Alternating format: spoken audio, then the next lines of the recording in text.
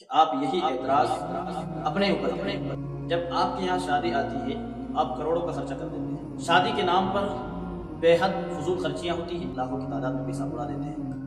السلام علیکم ورحمۃ اللہ وبرکاتہ۔ معزز سامعین اور ناظرین، آج میں آپ حضرات کے سامنے ایک اہم ٹاپک کو لے کر یا عنوان کو لے کر حاضر ہوا ہوں۔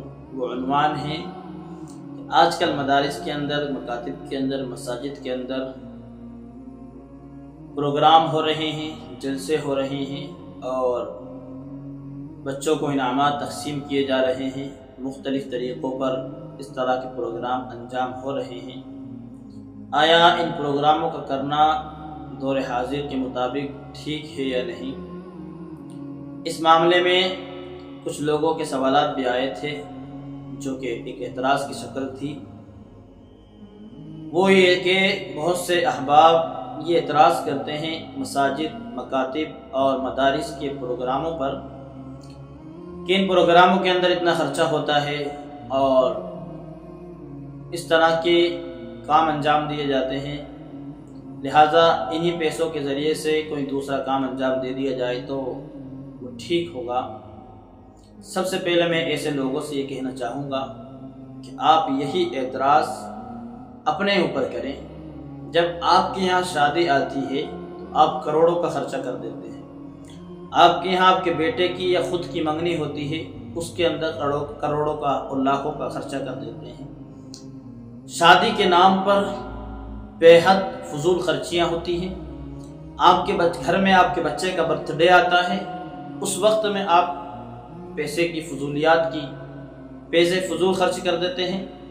اسی کے ساتھ ساتھ جن رسومات کا اسلام سے کوئی تعلق نہیں ہے، جب وہ رسومات کا وقت آتا ہے تو آپ روڈوں پر اچھل کود کرتے ہیں اور ڈی جے اور گانے اور قوالیاں اور فحاشیاں اور بدکاریاں اور نعرے بازیاں اور اسی کے ساتھ ساتھ لاکھوں کی تعداد میں پیسہ اڑا دیتے ہیں۔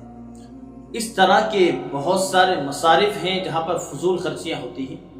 آپ لوگوں کو وہاں پر اعتراض کرنے کا موقع نہیں ملا؟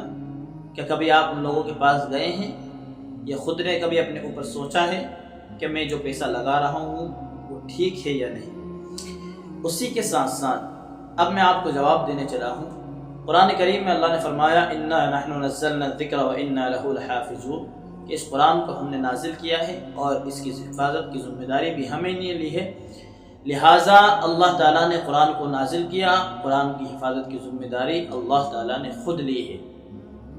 حفاظت قرآن کا سلسلہ حضرت محمد صلی اللہ علیہ وسلم سے شروع ہوا اور وہ ابھی تک جاری ہے اور قیامت تک جاری رہے گا۔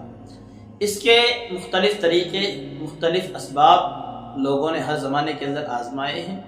سب سے بہتر طریقہ جو رہا وہ یہ تھا کہ اس قرآن کو چھوٹے چھوٹے بچوں کو سینوں میں اتار دیا جاتا ہے، سکھا دیا جاتا ہے، انہیں پڑھا دیا جاتا ہے، یاد کروا دیا جاتا ہے۔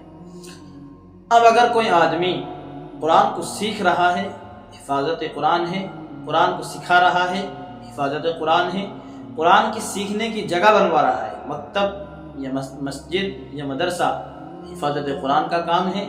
اسی کے ساتھ ساتھ یہ پروگرام اور جلسے جو ہوتے ہیں، ان پروگراموں کے اندر انہی بچوں کو لایا جاتا ہے جو سارا سال قرآن پر محنت کرتے رہے، سارا سال انہوں نے قرآن کو سیکھا، اپنے سینے میں اتارا۔ اب جب انہوں نے قرآن کو اتار لیا اپنے سینے کے اندر تو یہ خوشی کا موقع ہوتا ہے، بچوں کو بھی خوشی ہوتی ہے، والدین کو بھی خوشی ہوتی ہے۔ تو اس خوشی کے اظہار کے لیے یہ پروگرام مساجد، مکاتب اور مدارس والے کرتے ہیں تاکہ ان بچوں کی حوصلہ افزائی ہو اور دوسرے بچے ان کو دیکھ کر مساجد کی طرف، مدارس کی طرف، مکاتب کی طرف رخ کریں اور قرآن کو سیکھنے کی کوشش کریں۔ ان کو انعامات دیا جاتا ہے اسی بنیاد پر، ان کے ساتھ اچھا برتاؤ کیا جاتا ہے اسی بنیاد پر، صرف ان کی حوصلہ افزائی کے لیے۔ تو اس حوصلہ افزائی کے کام کے اندر، کیونکہ یہ حافظ قرآن کی حوصلہ افزائی ہو رہی ہے، اس کے اندر اگر کوئی آدمی حصے دار بن رہا ہے، اپنا مال لگا رہا ہے، وقت لگا رہا ہے، کم سے کم 2 الفاظ اس طرح کے کام کرنے والوں کے لیے بھلائی کے بول دیتا ہے تو یہ آدمی بھی اس حفاظت قرآن کے اندر شریک ہوگا۔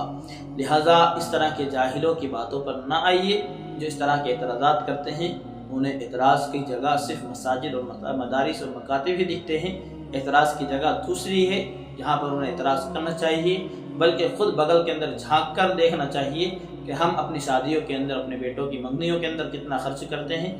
اس بارے میں ذرا توجہ دینے کی ضرورت ہے۔ لہذا کسی کو بھی مساجد، مدارس، مکاتب کے اس طرح کے پروگراموں کے اندر آڑ بننے کی ضرورت نہیں ہے۔